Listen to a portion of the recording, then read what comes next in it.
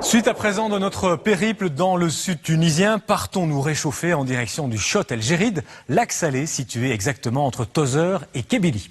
Situé aux portes du Sahara, l'endroit était autrefois recouvert d'eau.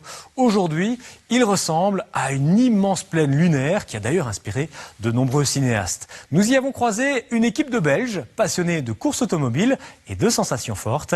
Il faut dire que le mélange du sable et du sel rend les conditions particulièrement glissantes. Paraît-il que conduire sur le Chott El Djerid est similaire à la conduite dans la neige.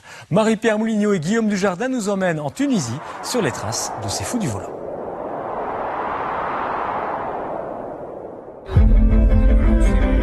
Ils sont venus, ils sont tous là pour participer à une course automobile dans le sud tunisien. Chers amis, bonjour. Marhaba, comme on dit ici en Tunisie, bienvenue. Bienvenue pour ce premier Chott El Djerid Car Trophy.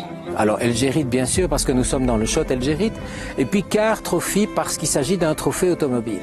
Ici nous avions un terrain qui est fabuleux, tout le monde connaît le lac Salé aux États-Unis où on fait des records de vitesse, où il y a également un circuit, ça on le sait un petit peu moins. En Tunisie il y a la surface idéale pour le faire. Et cet endroit qui ressemble à une vaste plaine lunaire est en fait un lac en partie asséché. Nous sommes exactement au sud de Chott El Djerid, qui est le lac salé de la Tunisie, le plus vaste du sud tunisien, qui couvre aux alentours de 520 km².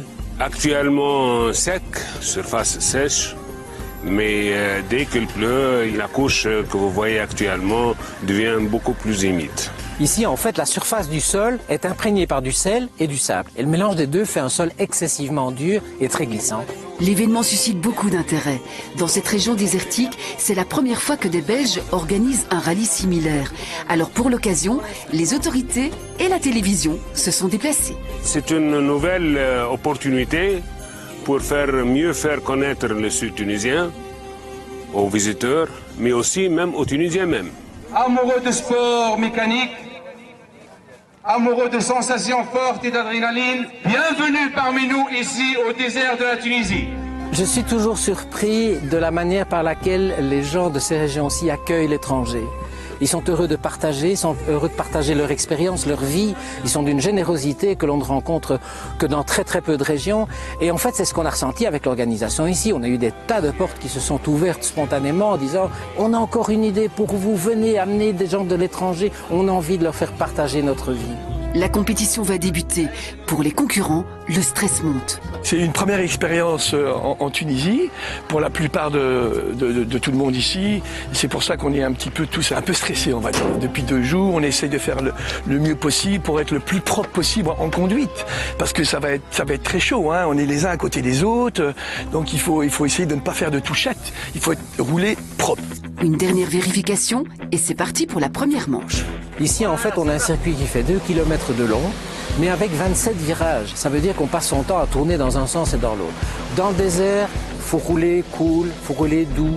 Sur ce genre de revêtement, c'est comme rouler sur la neige. Il ne faut pas faire des grands mouvements précipités, soudains. Il faut être coolé, il faut tourner le volant, il faut accélérer ou freiner lentement. Alors on enchaîne les virages sous les yeux des curieux. Les Belges sont plus motivés que jamais, malgré la chaleur torride ce jour-là. La météo aujourd'hui, elle est à la fois superbe et traître. Elle est superbe parce qu'on a le soleil, le ciel bleu, on a de l'air. Mais elle est aussi traître dans le sens où ce petit vent léger fait aussi qu'on doit se méfier du soleil. Ici, en fait, il faut se protéger, il faut l'apprécier, il faut le dompter. Comme vous voyez, on a beaucoup de vent. Et le soleil tape quand même relativement fort, c'est quand même pas facile pour l'organisme. Il faut savoir que dans la voiture il fait relativement chaud et du coup on se déshydrate vite et c'est quand même très sportif. Pour éviter les coups de chaleur, on profite de la pause pour se mettre un peu à l'ombre, recharger les batteries et repartir de plus belle sur le circuit. C'est hyper impressionnant parce qu'on attaque vraiment dans les virages et ça tient vraiment super bien. Il y a du grip, il y a tout, surtout les premiers tours. Et après ça se creuse un petit peu, donc la conduite est tout à fait différente au début et au milieu en fait. Les sensations, on était vachement secoués et c'était un véritable challenge de passer toujours de plus en plus vite sans perdre le contrôle de la voiture. Donc c'était très rigolo. C'était l'occasion de découvrir la Tunisie sous un autre angle qui est vraiment assez intéressant. Venir comme ça dans les déserts, avoir ce mélange de sable et de sel pour faire un circuit, je pense que c'est une grande première et c'est très réussi. Ben effectivement, au sud tunisien, comme toute la Tunisie, il y a le vent, il y a le soleil, il y a le beau temps, mais il y a aussi la chaleur de l'accueil des Tunisiens. La première édition du Shot Algérie Car Trophy aura marqué les esprits. Nos Belges ont fait le plein de sensations fortes. Après cette journée riche en émotions, chacun profitera d'une dernière soirée dans le désert autour du feu.